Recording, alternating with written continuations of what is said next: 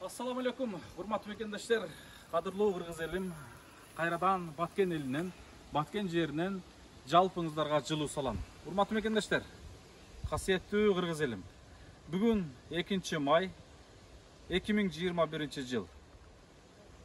Кудайым буйруп, Аллах Таалам насип этип, биз Ак ниет аманат коомдук кайрымдуулук фонду кайрадан Баткен элиндебиз, Баткен жериндебиз. Hurmatly мекендештер, Баткен жерине келгенде эле шунчалык бир башкача сезимдер болуп, бир оюңа башкача эле нерселер келип, бир айтарга сөзүңүздү таппай каласыз чындыгында. Себеби мен азыр кадимки Ак Таатыр айыл өкмөтү, Аксай айыл өкмөтүнүн Таш Тумшук айылы, Таш Тумшук деген айыл бар экен.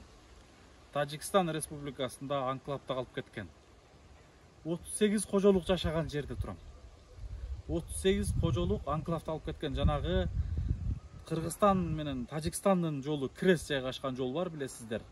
Түз Лейлек өтүп кеткен жерде Аксайга жетпей, ошол Ак Таатырга жетпестен бул жагы Тажикстандын жолу кирес кеткен. Ошол келатканда Лейлекке кетип баратканда эле сол жака бурулуп, ошол Тажик жолуна түшүп баратып эле кирсе, ушул жакта анклавдагы Таш Тумшук деген айыл бар экен.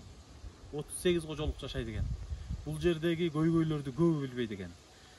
Биз бүгүн эртең менен Баткен областынын өкүлү, эртең менен эрте таң атпай ушул Баткен областынын өкүлү, губернатор, атын эсимен чыгарып атам, кечирим сурайм. Алибаев Абдикарим Карбековичтин алдынан чыктык. Абдикарим агабыз менен сүйлөшүп, ушул кечеки кагылышуудан жабыр тарткан үйлөрдү кабылына келтирүү маселесин сүйлөшүп чыктык.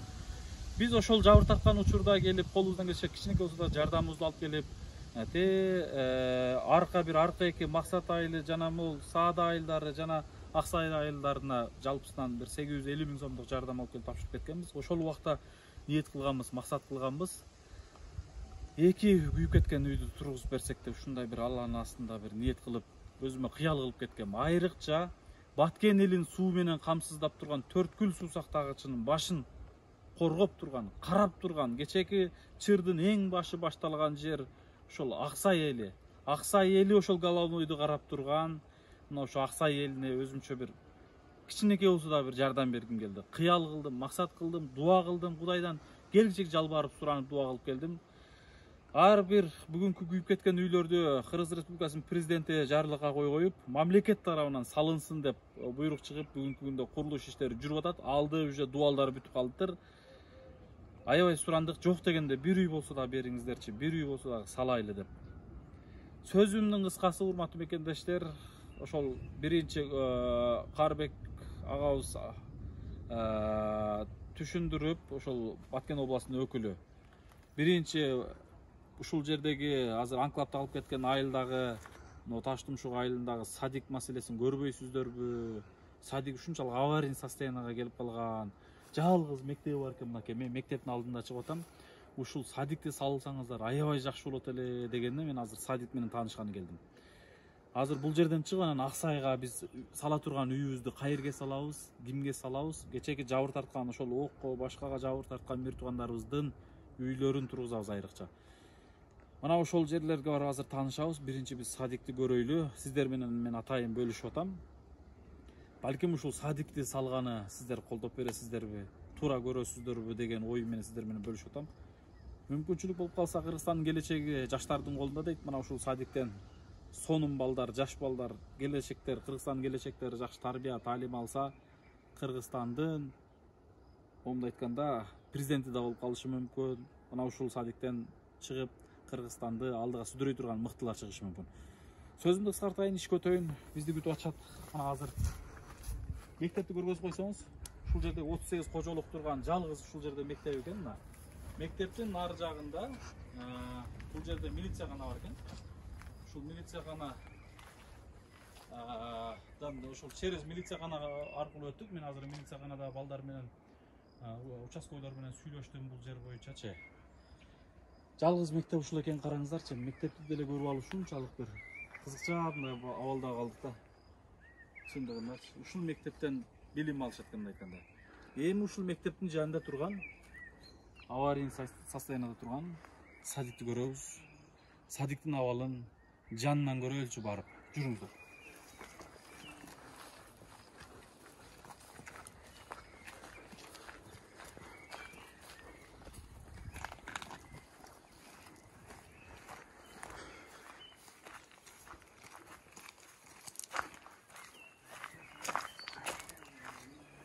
Assalamu alaikum.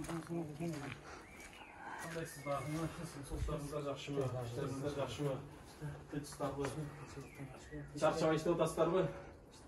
Biz Aqniyat Amanat qo'mondagi qayrimli fondi hozir ушул сиздердин алдыңыздарга ушул Баткен областынын өкүлү жөнөттү. Biz ушул жерге бир кичинекей болсо бир колубуздан келген иштерди жасап кетейли деп ушундай бир сүйлөшүп жүргөндө ушул жердеги садиктин абалы аварийный состояниеда турат. Кичинекей ушул жагына жардам берсеңер жакшы болот эле дегенден садик менен таанышып кетейли деп турабыз. Алимбек кандайсыз? Эсол жакшы, биз баягы өткөндө келгенде көрүшкөнбүз, таанышканбыз. Аксай айыл өкмөтүнүн башчысы болосу, өкмөт болосу. Кантасыз, чарчабай атасызбы? Жок, жокпуз. Элде кандай абал? Эл тынчпы? Эл жакшы, эл тынч. Ден соолуктары жакшыбы? Жабыртаткандар азыркы учурда тынч эле калдыбы? Азыркы тынч эле жакшы. Чарчабай атасыздарбы? Аллах разы болсун ака сиздерге. Иә. Энергия алабыз дейбиз. Иншалла. Сиздердин о көзүңүздөрдө бардык нерсе айтылып турат. Ушунчалык баягындай кыргыз элине бекем башкача патриотизм жүрөгүңүздөрдө камтылып тур. Жүрөгүңүздөрдө бир өрт пайда келди. Кече Аксай элине сиздердин айыл өкмөтүңүзгө барганда дагы ошол жердеги элдин бир көз карашын көрүп алып ушунчалык ыраазы болдум. Сиздерге рахмат. Чындыгында баягындай живой коргоочу болуп турасыздар да. Анан айрыкча мына ушул Аксай элинин башчысы болуп, өкмөт болуп кызмат кылып атасыз. Ушул оорчулук маалда бир мындай айтканда бир азыркы оор түйшүк маалында ушул түйшүк башыңызга, мойнуңузга жоопкерчилик турат. Бул да бир Кудайдын буйругу. Алла Таалам сизди көтөрө алат, сизди чыдайт, сизди ушул жерге калыстык иш кылат, элге калыс кызмат кылат деп Алла Таала сизди ушул убакытка коюп койду да. Бул да бир Кудайдын буйругу иншалла. Тура айтамбы ага? Бул дагы Кудайдын буйругу. Мына биздин келүүбүз, учурашуубуз да Кудайдын буйругу. Иншалла Кудайдын күч кубат берсин. Туура, рахмат. Бул садик боюнча кыскача айтып кетиңиз, сиз эмне кызмат кыласыз бул жерде садикте? Мен садикте кароол болуп иштейм. Кароол болуп иштейсиз, канча жылдан бери? Садик ачылгандан бери ошо жерде. 2011 жылы, жок 2013-14 жылдар болгон, була типтелген садик. Кайсыл жылдары? 13-13 бул. 13 жыл. Мен айтып берем, бул мурда айтканда бул частный дом болгон, частный жилой дом болгон, мына. Бирөөнүн үйү болгон. Бирөөнүн мамлекет сатып алды да. Ошол элде кошумча эле садик жок эле, сатып ала бакчы. Анан ушуну айыл өкмөт тарабынан ушундай спонсорлор тарабынан ушинтип оңдоп түзүп, баягы балдарга мындай айтканда бала бакча кылып пайдаланууга берилген да. Бул 2013-жылда 14 берилген да. Ошондон бери бул кызмат кылып келди. Буга чейин бул эски эле үй эле, эски үй эле бул. Эми кандай болбосун же жоктон көрө жогор деп ошону өктөп балдарга берип бала бакча кылып келди. Канча бала бул жерде таалим алат? Канча? 25. 25 бала. Бул айылда канча кожолук бар Алимбек? Так, бул айылда өзү баягы айтканда журналда 147 кожолук бар. Түшүндүм, мен аны көрдүм. Фактически жашап атканы 38. 38. Ушул сыр болбосо калганы каякта? Калганы мындай айтканда эми кеткени, Бишкекте калганынан Үчтөбө деген айылга көчүп кеткен. Ошентип. Алардын жайларында азыр бошпу же бирөө жашайбы? Бош. Бошпу. Кели өздөрү келип жашаса болот. Бул жерде Азыр момунду айтканда 38 үй бүлө чыныгып баягыдай Кыргызстанга мекенге күйгөндөр калыптыр да, мындай айтканда, бардыгына жанын берген айрылгондор, Аллах разы болсун. 38 үй бүлө жашайт азыр. 38 үй бүлөнүн балдары ушул мектепке келип окуйт. Ушул мектепте. Бул садикке балдары келишет. Бүгүнкү күндө мага садиктин эмеси чалды, завет иши.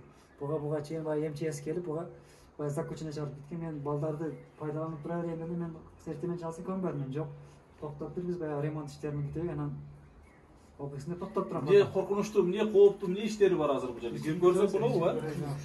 Көрөлүш. Чечип көрөбүзбү? Bismillah. Неоконченные места. Mınандай үй болгон да балдар. Келдилер түзүн үй болсун.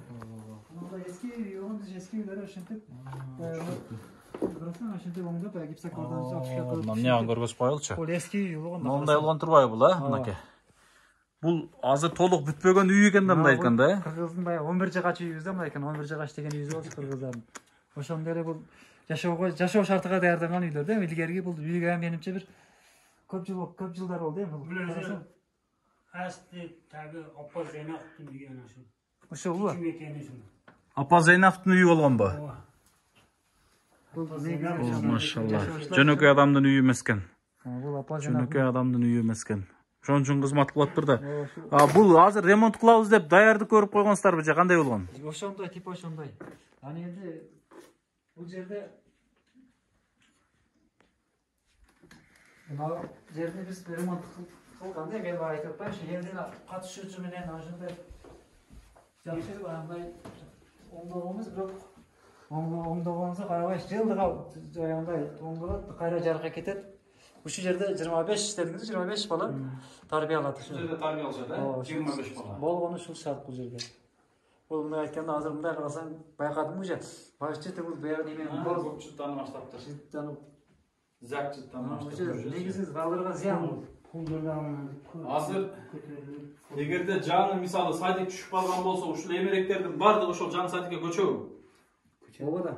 Бардыгы ушул.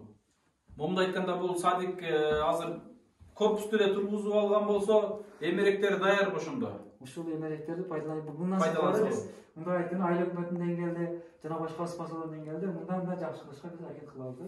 Мынтип эле турган бул биз мындай айтканда өзгөрүшүктө мынтип эле турган болбойт. Кичине болсо эми биз өзгөртүп биз жаңы баягындай эмеректерди балдар үчүн шартты түзүп беришет бул жергечи. Уктоочу бу жерде сабак алышат экен. Уктоочу бөлмөсү кайсы жакта болот? Тамактануучу жайлар да барбы? Бул тамактануучу жер, тамактануучу жер. Көп этеп болду, полдор бул жерге барган. Ошон үчүн мен автоматически токтотуп койдум бул жерде. Мына полдор мынакей, достор. Düşüp ketmeyle. Байкап атасаңар, мына полдор деген мындай уже басылып, шишип баягындай болуп баштаптыр. Жана өкүл дагы айтканда ушундай деп түшүндүrdү да бизге полдор баягында ойноп калды деп. Ошо туура эле экен мынакей. Бул жерде тамак аш ичишет, жатаканасы кандай? Ооба, коштолгон. Yatakhanası yok. Жатаканасы жок. Анан балдар бул жерге канча саат келсеңиз? Канча саат тарбия алышат? Канча саат бул жерде болушат? Bollar burada Бешке 5'e çeyin terbiye alıyor. Бирок 3 saatlik bile. мен айттым баягы спортивник ол спорт зал эмес, анда мини 3 саат ушул жерде сабак алышат. Şart yok. Шарт жок. Şart yok.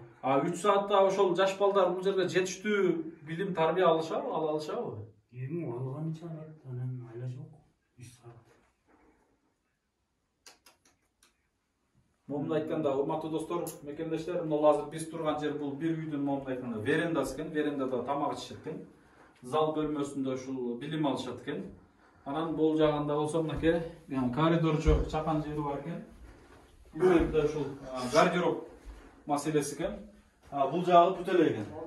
Момундай айтканда азыр бул жерде санузелдери жок экен. Гардероб маселелери да мындай жакшынакай каралган шкафчиктер жок экен.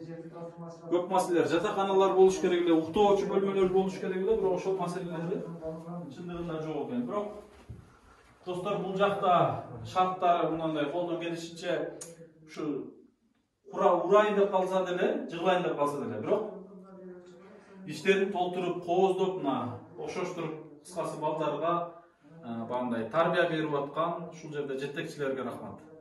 Бул жерде жетекчи канча коллектив иштейт, аке? Yetekçi Коллектив общий канча тарбиячылар, общий канча? 5 иштейт. Екі қару бар жетеу.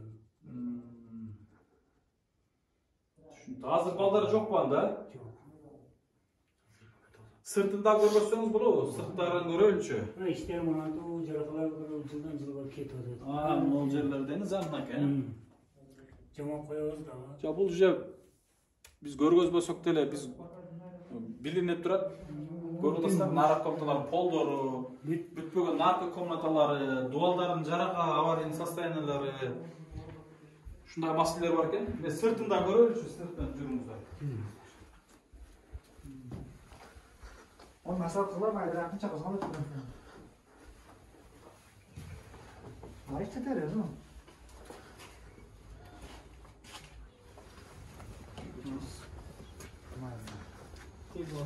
Bunu bayağı grupalarga жазбайды.